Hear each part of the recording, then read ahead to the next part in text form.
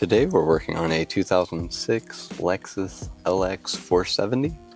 We're doing an install with a VLine 2, and we wanted to go over these cables back here. So we were doing the install and we noticed that something aftermarket was installed.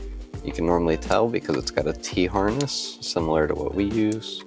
So this 12-pin connector right here is the factory side, and then as you can tell here, this side is a T and goes off to another unit. So we'll need to unplug this and we're going to follow it down to wherever it goes and we'll pull that unit out.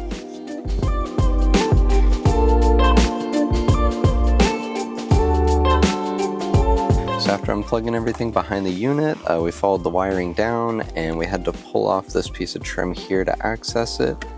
This box here is the aftermarket part. So you can kind of use this for reference. Sometimes they're a little bit smaller, a little bit bigger, but normally they're mounted in this area, and just following the wiring. So all this here was a little bit higher up, so we just followed that. And there's also this microphone here. So normally you'll see an aftermarket microphone already in the vehicle, but some of these units don't use a microphone, so it's best to check the wiring.